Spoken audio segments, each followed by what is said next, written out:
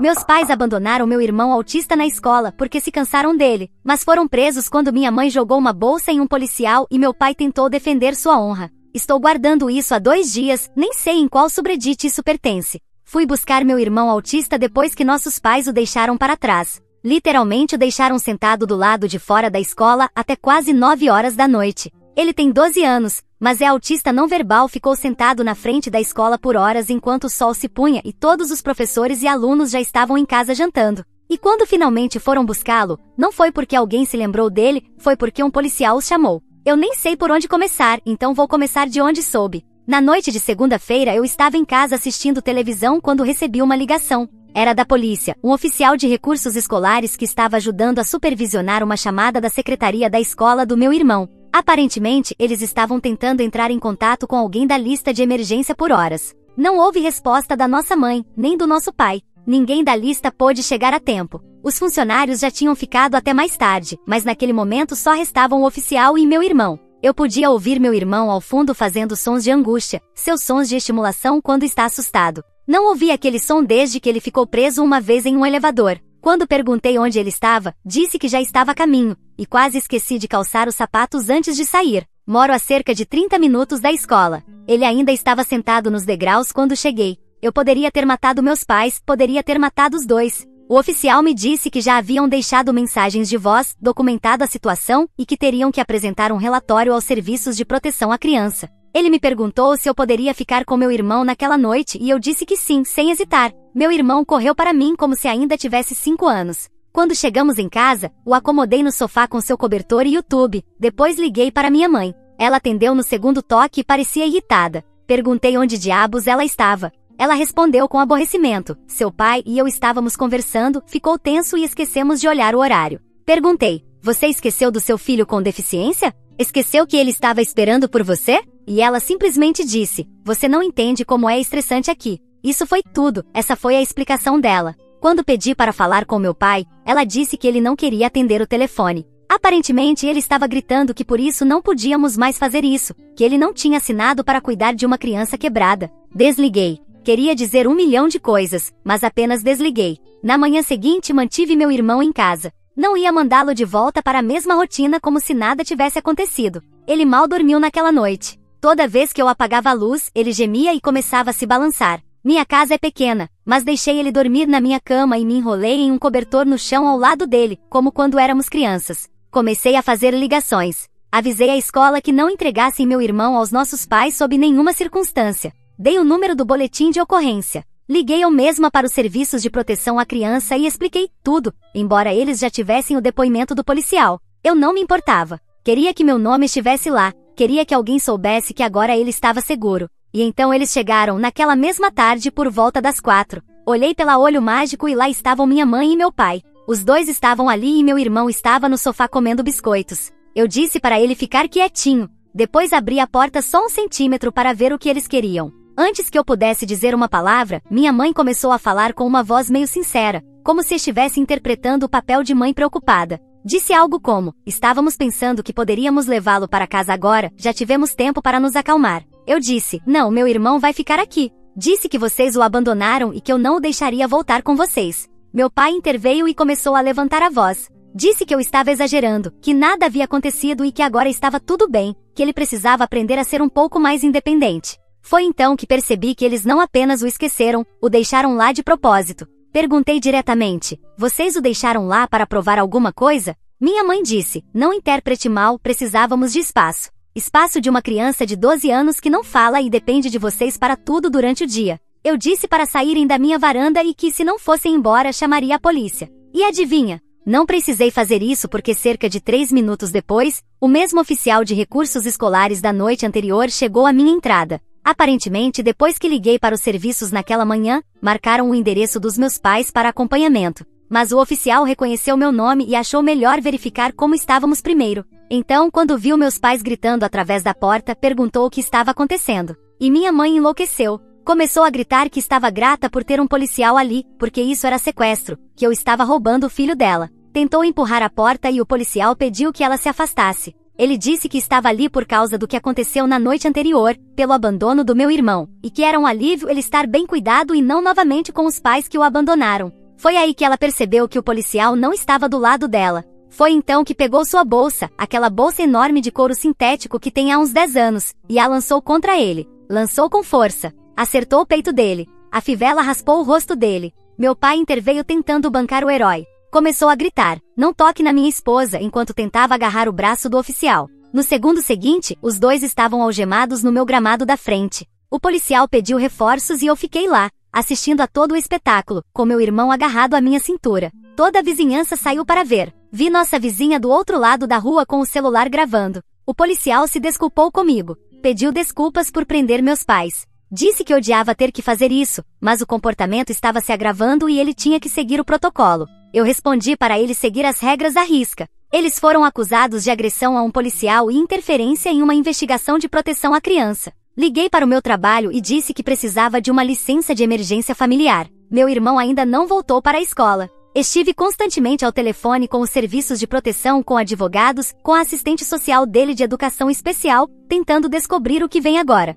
Tivemos pizza no jantar 3 noites seguidas porque é o mais fácil, mas em breve terei que bolar refeições mais nutritivas. Estou reaprendendo tudo que esqueci desde que me mudei, mas tudo bem. Ele está seguro. Não teve uma crise desde aquela primeira noite. Adormece ao meu lado no sofá todas as noites e eu o levo para a cama no colo. Eu não pedi para ser sua guardiã, mas juro por Deus, nunca mais deixarei que cheguem perto dele. Se eu tiver que conseguir a custódia, eu conseguirei. Se eu tiver que destruir meu relacionamento com toda a nossa família, eu destruirei, porque agora eu vi, de verdade, eu vi o que eles são, e ele merece muito mais do que eles. Atualização 1. Meus pais estão tentando recuperar a guarda e dizem que manipulei meu irmão para que ele tivesse medo deles. Minha mãe apareceu chorando na escola dele com uma bíblia, e a segurança teve que escoltá-la para fora. Eu não estava preparada para as mensagens ou para as pessoas que disseram que choraram ao ler, ou para aquelas que também têm um irmão ou familiar com essa ou outra deficiência. Oi, se você comentou ou me enviou uma mensagem e eu não respondi, não foi porque não vi, é porque tudo tem acontecido a 200 km por hora, mas obrigado. Então aqui está a atualização. Depois da prisão, o Serviço de Proteção à Criança abriu um caso formal e designou uma assistente social. Ela veio à minha casa 3 dias depois, muito educada, por volta dos 30 anos. Ela me fez perguntas e eu contei tudo. Entreguei tudo que tinha como prova de que meus pais eram maus pais. Ela ouviu, anotou e por fim me fez a pergunta: "Olá, você está preparada para se tornar a tutora legal dele se o tribunal determinar que seus pais não são aptos?" Eu não hesitei nem por um segundo, disse que sim, saiu naturalmente. Eu não tinha um plano, ainda não tenho, mas olhei para ele e pensei, ninguém mais vem por ele, e eu soube. Na manhã seguinte, comecei a procurar advogados de família. Naquele mesmo dia, meus pais contrataram um advogado. Aparentemente, depois que passaram o choque de serem presos no jardim, perceberam que eu não estava brincando. Perceberam que poderiam perdê-lo, e perdê-lo significava perder os cheques de deficiência. Assim, esqueci de mencionar esse pequeno detalhe. Meu irmão recebe benefícios completos, segurança de renda suplementar, Medicare e uma pensão mensal para serviços de apoio ao desenvolvimento.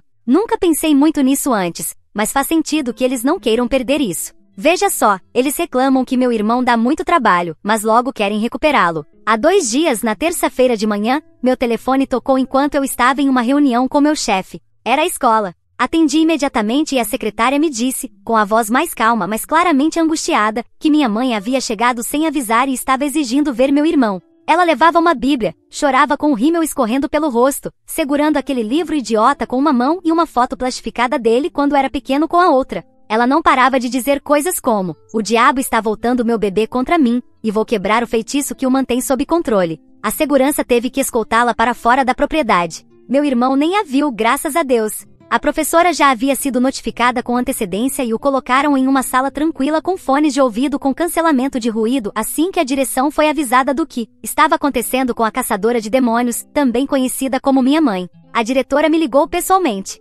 Disse que nunca tinha visto nada parecido, que iriam apresentar uma queixa e que eu deveria considerar fazer o mesmo. Registrei uma naquela mesma tarde. Meu pai ainda não apareceu, mas sei que não está longe. O advogado dele enviou uma carta ao meu advogado me acusando de alienar os direitos parentais e de influenciar indevidamente um menor com limitações conhecidas de comunicação. Em outras palavras, eles acham que manipulei meu irmão com autismo não verbal para que ele não quisesse morar com eles. Eles têm um grau de loucura muito elevado. O que eles não sabem é que ele está falando mais. Não são palavras completas, mas sim sinais, sons, ele ri mais. Não se machucou nem se balançou por medo nenhuma vez essa semana. Dorme a noite toda. Faz o sinal de seguro quando lhe dou o travesseiro. Acho que subestimaram o quanto ele lembra. O fato de ele não falar não significa que ele não possa se comunicar. Ainda assim, estou sobrecarregada. Estou com medo, tão cansada que meus dentes doem, mas isso é o certo. É uma boa luta para enfrentar e quero fazê-la porque acredito que é o que se deve fazer. Amanhã temos nossa primeira audiência de guarda, tutela temporária de emergência.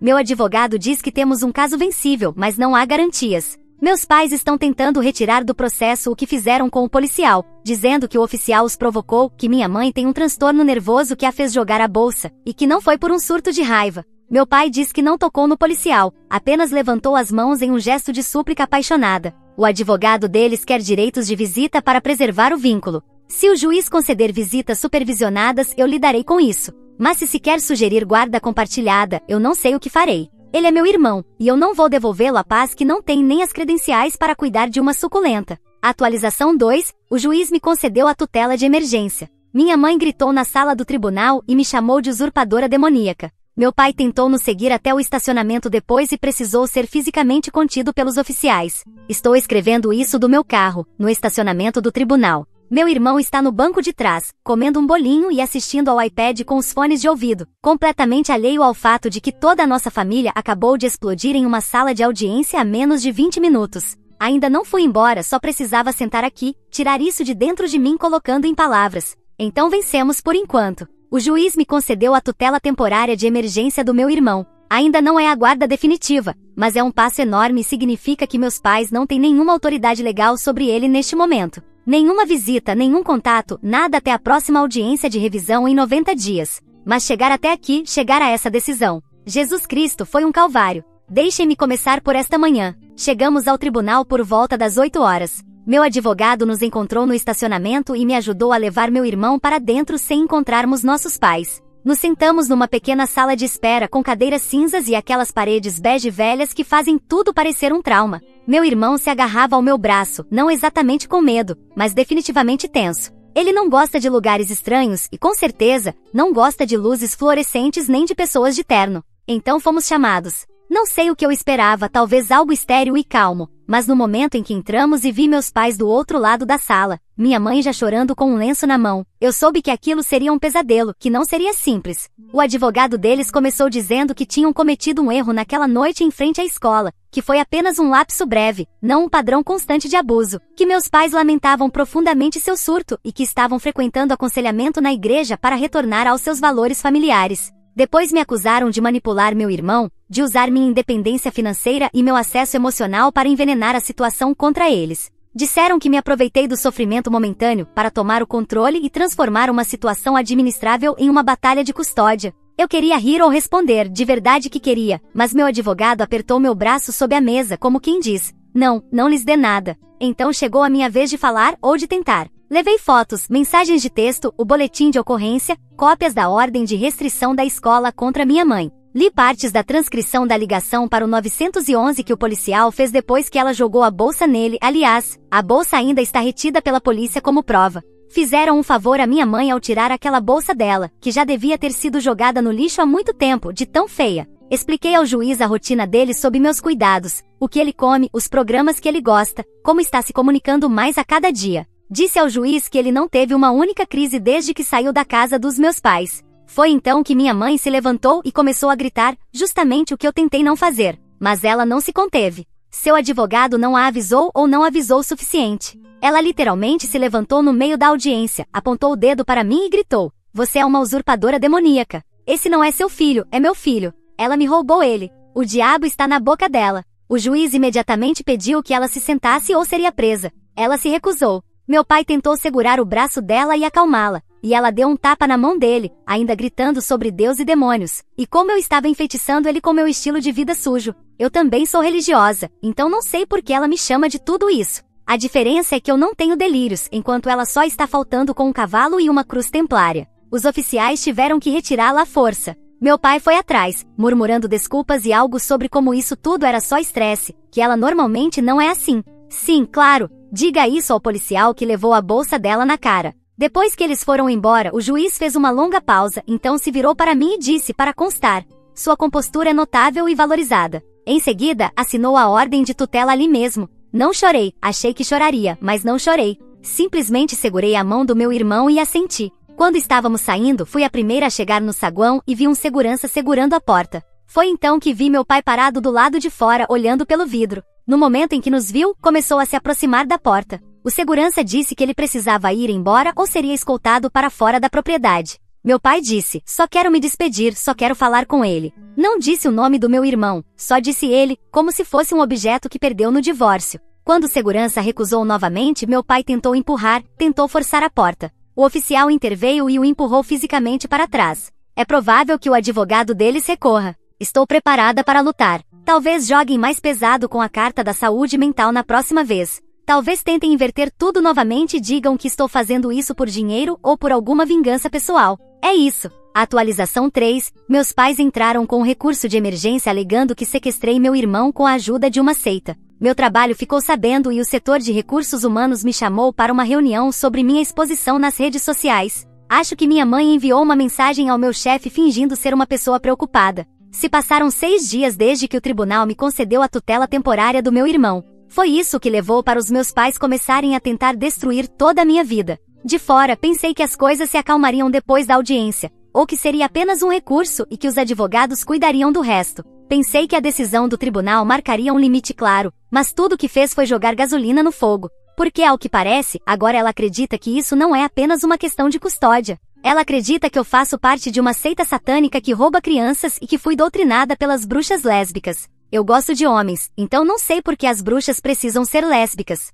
Se fossem bruxos talvez, mas mesmo assim não é minha praia. Homens de túnica não me atraem. Deixe-me voltar um pouco. Na quinta-feira passada foi o primeiro dia que realmente pareceu normal. Fiz panquecas com meu irmão antes da escola. Ele fez o sinal de panqueca com um pequeno toque na mesa. Ele costumava fazer isso quando tinha uns 6 anos e fazíamos café da manhã juntos aos domingos. Ele até tentou usar o aplicativo de fala no iPad sem que eu pedisse. Pressionou o botão de feliz 3 vezes e depois apontou para mim, e eu quase chorei. E então, na segunda-feira, levei uma tijolada na cabeça. Estava no meio do meu turno. Trabalho com suporte técnico para uma empresa. Meu trabalho é principalmente remoto, com algumas reuniões presenciais com clientes. Recebi uma mensagem no Slack do setor de recursos humanos pedindo para conversar o quanto antes. Liguei quase imediatamente porque sabia que era sério. Assim que entrei na chamada, estavam 2 pessoas de RH e um dos nossos diretores regionais. Não perderam tempo. Uma delas, vamos chamá-la de Linda, disse que haviam recebido um e-mail sobre mim.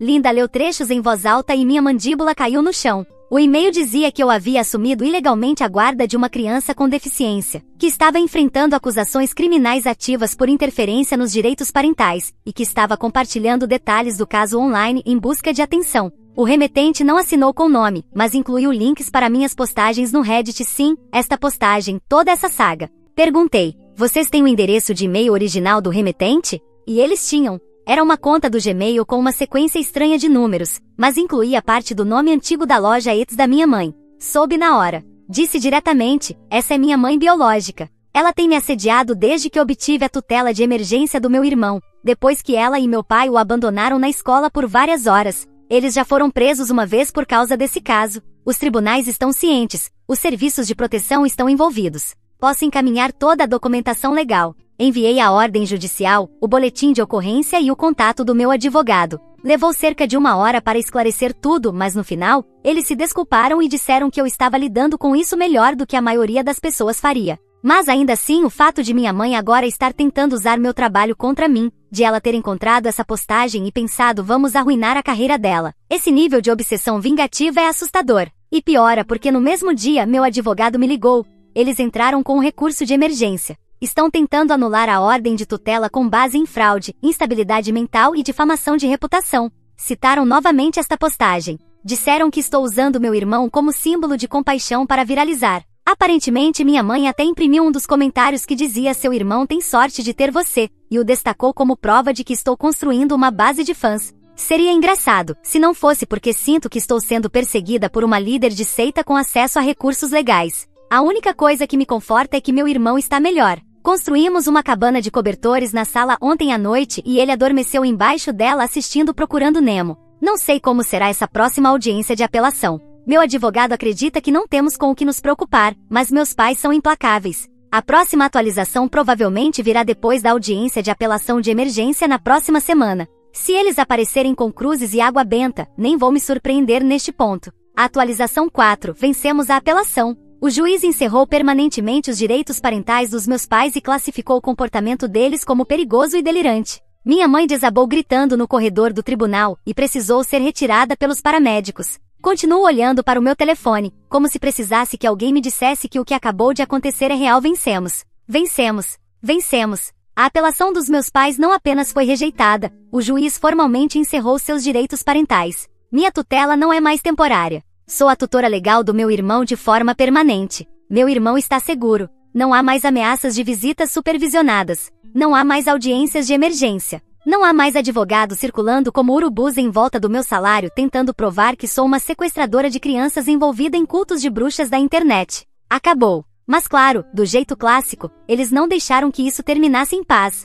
Então aqui está o que aconteceu. A audiência de apelação de emergência foi esta manhã. Nos disseram que seria rápida, principalmente processual. Meu advogado nem estava nervoso. O Tribunal de Apelações já havia revisado o caso inicial de guarda, o histórico de prisão e a montanha de provas que apresentamos. O fato de meus pais sequer terem uma audiência foi apenas uma cortesia ao devido processo. Ninguém esperava fogos de artifício. Mas meus pais chegaram com gasolina e um maldito fósforo. No momento em que entrei com meu advogado e meu irmão que usava seus fones de ouvido do Homem-Aranha e segurava minha mão o tempo todo, senti a tensão no ar. Minha mãe já estava vermelha no rosto e sussurrando furiosamente ao advogado. Meu pai parecia não ter dormido. Meu instinto me dizia que algo ia acontecer, mas nada me preparou para o que eles fizeram. O advogado dele se levantou e disse que queria apresentar uma nova prova, uma testemunha de caráter. Senti o sangue sumir do meu rosto. Ele se virou para a porta, fez um sinal e entrou uma mulher que eu nunca tinha visto antes. Provavelmente por volta dos 40 anos, vestida de forma conservadora, com um colar de cruz, toda a estética da senhora preocupada da igreja.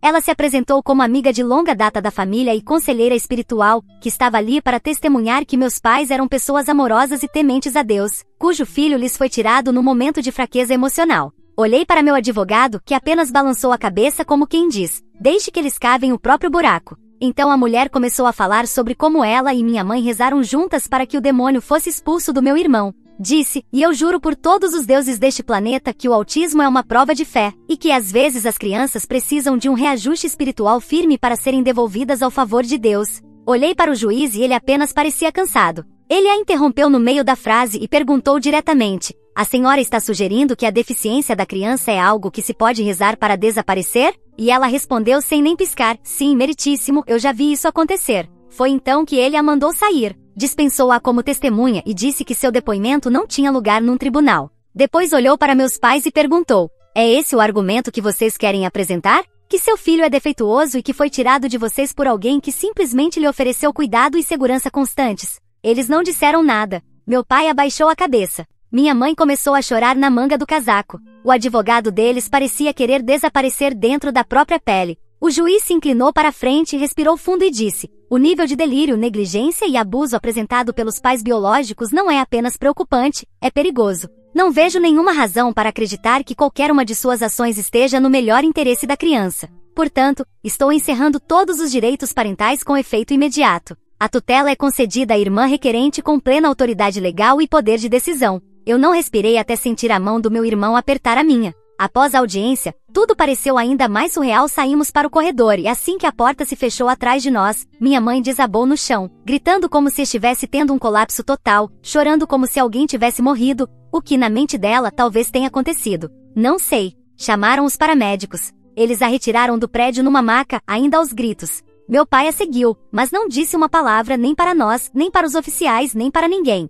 E assim foram embora. Não sei onde estão agora. Não me importo. Bloqueei todos os números hoje. Enviei e-mails para todos os contatos familiares em comum e disse que se tentarem intermediar ou ajudar a reconectar, também cortarei todo contato com eles. Chegamos em casa há algumas horas. Fiz macarrão com queijo e construímos outra cabana de cobertores. Meu irmão continuava me olhando enquanto comíamos, como se estivesse pensando muito forte em alguma coisa. Então ele se levantou, caminhou até mim, tocou meu braço e fez o sinal de mamãe. Só isso. Achei que tivesse interpretado mal no começo, sim, mas ele fez de novo. Tocou o próprio peito, depois o meu, e eu desmoronei. Abracei-o e chorei em seu ombro enquanto ele dava tapinhas nas minhas costas como se eu fosse quem precisava de consolo agora. Não sei se algum dia sentirei que mereço essa palavra. Não sei se estou fazendo isso certo, ou se estou errando um pouco todos os dias. Mas sei que ele está seguro. Sei que ele está feliz, não sei se haverá mais atualizações, ou se esta será a última. Mas se for, que bom que seja com um final feliz. Atualização 5. Meus pais foram presos durante um protesto onde a polícia interveio e minha mãe gritou porco para um policial enquanto meu pai lhe atirava uma lata de tinta.